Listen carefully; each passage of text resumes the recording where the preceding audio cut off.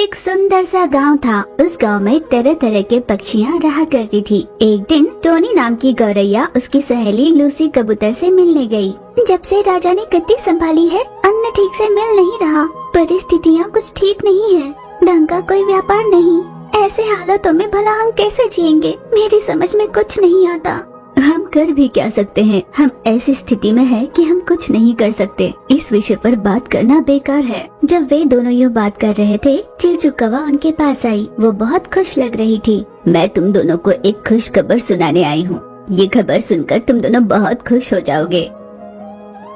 क्या बात है? जल्दी बताओ दोस्त।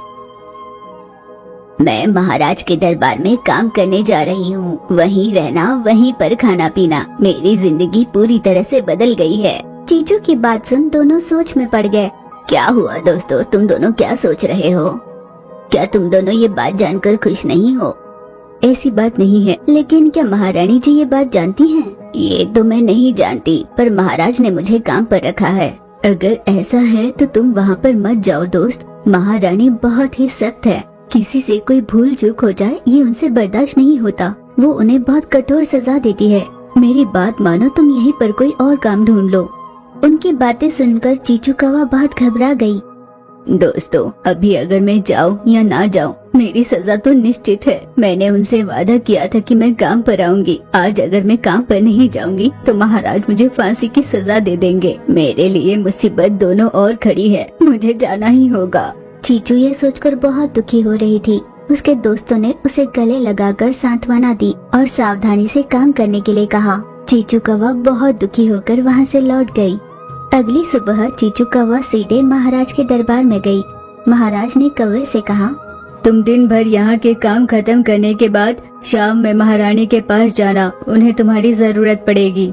चीचू कौवा महाराज की कही बात का पालन करते हुए उन सब के लिए स्वादिष्ट खाना बनाने के लिए चली गई। पकवान बहुत स्वादिष्ट बना है। महाराज की सराहना सुनकर चीचू कौवा बहुत खुश हो गई। आपको मेरा बनाया खाना पसंद आया, ये बहुत बड़ी बात है महाराज जी। फिर महाराज ने चीचू कौवा से दिन भर में कौन से काम करने हैं ये विस्तार से बताया। शाम होने पर महाराज ने चीचू कौवा को महारानी के पास जाने का आदेश दिया। चीचू कौवा वहाँ से निकल पड़ी। अचानक महारानी के कमरे के सारे दिए बुझ गए। उसने घबरा कर पूछा, कौन है वहाँ? यूँ जोर से चिल्लाई तो देखा उसके सामने चीचू कौवा बैठी थी। उसका काला रूप देखकर वो घबरा गई। बचाओ, मुझे बचाओ, यहाँ चोर आया है। घबराई हुई महारानी ने जोर जोर से चिल्लाया। महारानी जी चिल्लाइए मत, मैं चोर नहीं हूँ। मुझे महाराज ने आपके पास भेजा है। मैं आपकी सेविका हूँ। वो ये कह रही थी कि वहाँ पर उजाला हो गया। सामने खड़ी चीचू कौवा को देखकर, जानती भी हो मैं तुम्हें देखकर कितना घबरा गई थी। कितनी काली हो तुम जैसी सेविका की मुझे कोई जरूरत नहीं। मुझे डराने के जुल्म में मैं तुम्हें सजा देती हूँ, और काले होने पर उससे भी बड़ी सजा। महारानी जी, मैंने जानबूझकर कुछ नहीं किया। ऐसा मत कीजिए। मैं आपकी सेवा करने आई हूँ। मुझे सजा मत दो। उसके विनती करने पर भी महारानी नहीं मानी। कौन है वहाँ? आओ और इसे बंदी बना लो। तभी वहाँ पर छोटू तोता आई और उसने चीचू को देखा। वो और कोई नहीं, उसकी सहेली ही थी। महारानी ने गुस्से से आदेश किया, देख क्या रही हो? इसे ले जाओ और बंदी गृह में बंद कर दो। महारानी जी ऐसा मत कीजिए। छोटू तोता ने चीचू कौवा को जेल में बंद कर दिया। दोस्त, ये सब कैसे हुआ? मुझे बताओ। इस पर चीचू कौवा ने रोते हुए उसे सारी बात बताई। महारानी जी बिल्कुल भी अच्छी नहीं है। वो तो महाराज की बात भी नहीं सुनती। मुझे तो ये सोचकर डर लग रहा है कि वो तुम्हें और कैसे सजा देगी। यूँ वे दोनों बात कर रहे थे।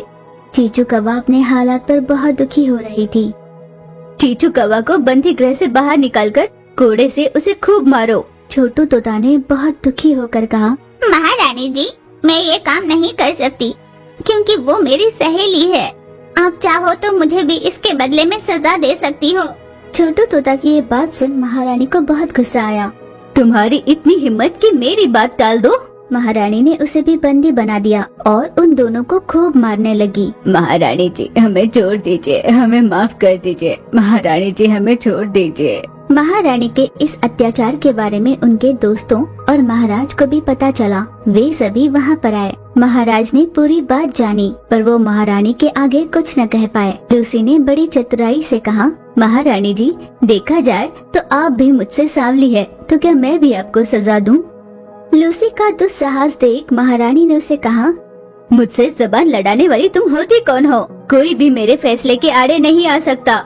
अगर ऐसा है तो आपको भी हमें सजा देने का कोई अधिकार नहीं। महारानी ने गुस्से से आदेश दिया, कौन है वहाँ? आओ और इसे भी बंदी बना दो।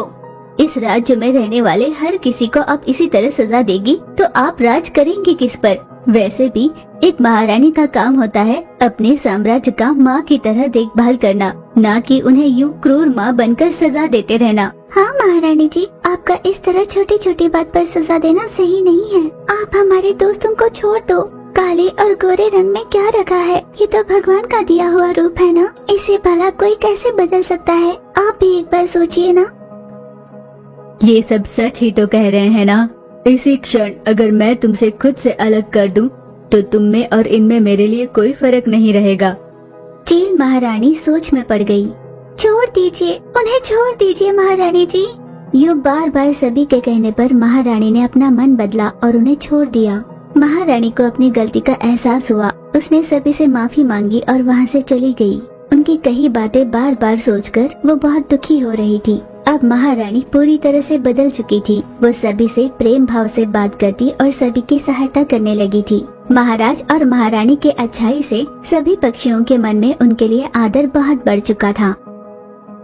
एक दिन जंगल में चील माइक पकड़कर ऐलान कर रही थी, जंगल के सभी पक्षियों के लिए एक खुशखबरी। मैं चील महाराज के लिए एक सुंदर सी कन्या ब्याहने के लिए देख रही हूँ। इसलिए सभी के बीच खूबसूरती की स्पर्धा होगी। जो भी इस स्पर्धा में अव्वल आएगा उसे खूबसूरती के ताज के साथ साथ महाराज के साथ शादी का भी मौका मिलेगा। ये स्पर्धा अगले 2 दिन में शुरू होगी। जो भी इस प्रतियोगिता में भाग लेना चाहेगा वो ले सकता है। चील महाराज की महारानी बनने का मौका पा सकती है। इस सूचना को सुनकर टोनी गौरैया ने अपनी सहेली लूसी से कहा, लूसी, सुना तुमने? महाराज की महारानी बनने का मौका। ऐसा मौका हम कतई नहीं छोड़ सकते। ये केवल खूबसूरती की प्रतियोगिता ही नहीं बल्कि स्वयंवर भी है। मैं तो बहुत सुंदर हूँ। महाराज जरूर मुझे को पसंद करेंगे। तू सपने मत देख टोनी, सुंदर तो मैं भी बहुत हूँ। देखा नहीं तूने? इस सफेद चमड़ी के अलावा तेरे पास क्या है? इस तरह एक दूसरे को गिराकर बात कर रहे थे, तभी छोटू तोता वहाँ पर आई। तुम दोनों भला क्यों ऐसे लड़ रहे हो? हवा में महल बांधने की कोई जरूरत नहीं, क्योंकि तुम दोनों से तो मैं बहुत सुंदर हूँ। देख लेना, महाराज तो मुझे ही पसंद करेंगे और तब तुम दोनों जल जल कर खाक हो जाओगे। यूं जोर जोर से हंसती हुई उनका मजाक बना रही थी। तभी वहाँ पर चीचू कौवा उड़ती हुई आई। उन तीनों को यूं बहस करते हुए सुनकर उसने कहा, तुम तीनों क्यों इस तरह बेकार में लड़ रहे हो? एक बार महाराज के सामने जाओगे तो वो खुद तय कर लेंगे कि खूबसूरत कौन है। इस तरह आपस में लड़ना बेकार है। तुम तो काली हो इसलिए स्पर्धा में भाग नहीं लोगी, पर हम बहुत सुंदर हैं, इसलिए सोचकर परेशान हो रहे हैं कि महाराज किसको पसंद करेंगे। तुम जैसी काली कुरूप से दोस्ती करना ही बहुत बड़ी बात है। हमें यहाँ सिखाने से तो बेहतर है तुम यहाँ से चली जाओ। खुद को कभी आईने में देखा है? देखा हो तो समझ में आता। यूं उसे बहुत अपमानित कर बात करते हैं। कौवे को बहुत बुरा लगा। आखिर मैंने ऐसा क्या कह दिया? तुम मुझे इतना अपमानित क्यों कर रही हो? क्या सच में तुम मेरे दोस्त ही हो? मैंने कभी नहीं सोचा था मेरे बारे में तुम सब ऐसी सोच रखते हो। इस तरह चीचू बहुत दुखी होकर वहाँ से निकल गई। वो सीधे अपने घर पहुँची और आईने में खुद को देखते हुए उसने कहा, अगर मैं दिखने में ऐसी हूँ तो इसमें मेरी क्या गलती है? उन सब ने मुझसे ऐसे क्यों कहा? यूं वो दुखी होकर रो रही थी। तभी उसकी माँ वहाँ पर आई और उसने कहा, बेटा तुम दुखी क्यों हो रही हो? किसने तुम्हें अपमानित किया? कोई और कहता तो बुरा नहीं लगता माँ। मेरी सहेलियों ने ही मुझे बहुत कुछ कहा है। उनके पास खूबसूरती है, पैसा है, इसलिए मुझे बहुत कुछ कह दिया उन्होंने। और ये सब हुआ है उस खूबसूरती की स्पर्धा की वजह से। दुखी होने की जरूरत नहीं बेटा, तुम भी इस स्पर्धा में भाग लो। अगर तुम भाग नहीं लोगी तो ये तय हो जाएगा कि तुम मानती हो तुम खूबसूरत नहीं हो, क्योंकि मेरी बेटी बहुत खूबसूरत है और उसका मन उससे भी ज्यादा खूबसूरत। पर माँ, मेरे लिए अलंकृत होने के लिए कोई चीज भी नहीं, और ऐसा रहा तो महाराज भला मुझसे क्यों शादी करना चाहेंगे? तुम्हें ये सब सोचने की जरूरत नहीं, जैसी अपनी हैसियत है वैसे ही तुम जाओ, तुम्हारे साथ सब भला ही होगा। 2 दिन बीत जाते हैं। टोनी गौरैया, छोटू तोता और लूसी कबूतर सज धज कर महाराज के दरबार पर जाते हैं। वहाँ पर एक बूढ़ा सांप था। सुनिए, मेरी प्यास बुझाइए, मैं बहुत प्यासी हूँ, मेरी मदद कीजिए। हम अभी स्पर्धा में भाग लेने जा रहे हैं, हमें देरी हो जाएगी। यूं उसकी मदद से इनकार कर वे तीनों अंदर चले जाते हैं। तीनों कतार में खड़ी हुई। प्रतियोगिता शुरू हो गई। वे तीनों एक एक कर खूबसूरती से चलकर या उड़कर बता रहे थे। महाराज उन सभी को देख रहे थे। चीचू कौवा को देर हो गई थी, वो जल्दी जल्दी में वहाँ पर आई। मुझे प्यास लगी है, मेरी मदद करो, मेरी प्यास बुझाओ। कुछ समय इंतजार कीजिए, मैं आपके लिए पानी ले आती हूँ। ऐसा कहकर वो चारों ओर देखने लगी। उसे कहीं पर एक मटका दिखाई दिया। उसने तुरंत पानी वाला मटका उठाकर सांप के सामने रखा। सांप की प्यास बुझ गई। तुम्हारा बहुत धन्यवाद, तुमने मेरी प्यास बुझा दी। बहुत अच्छी बात है। क्या हुआ, तुम भीतर जाए बिना ही चली जाओगी? खूबसूरती की प्रतियोगिता चल रही है ना? वैसे ही बहुत देर हो चुकी है, खूबसूरती की प्रतियोगिता शुरू हो चुकी होगी। वैसे भी इसमें भाग लेने की हैसियत मेरी है भी नहीं, पर यहाँ आकर मैं आपकी प्यास बुझा पाई, इसकी खुशी है मुझे। मैं चलती हूँ दादाजी, आप अपना ध्यान रखना। नहीं बेटा, तुम बहुत खूबसूरत हो, तुम्हें इस स्पर्धा में भाग लेना चाहिए, तुम जरूर जीतोगी, मेरी बात मानो। कौवे ने उसकी बात मानी और वो भीतर चली गई। पर तब तक स्पर्धा खत्म हो चुकी थी। महाराज अपने सर पर मुकुट पहने खड़े थे। तभी कौवा वहाँ पर आई। तीनों पंछियों ने मुड़कर उसे देखा। देखो तो, ये महारानी के सपने लेकर आई है। समय की तो इसके पास कीमत नहीं, और ये महारानी बनने के लायक है भी क्या? यूं उसका मजाक उड़ाते हैं। महाराज हाथ में मुकुट लिए उनके सामने गए, पर महाराज ने सीधे कौवे के पास जाकर उसे मुकुट पहना दिया।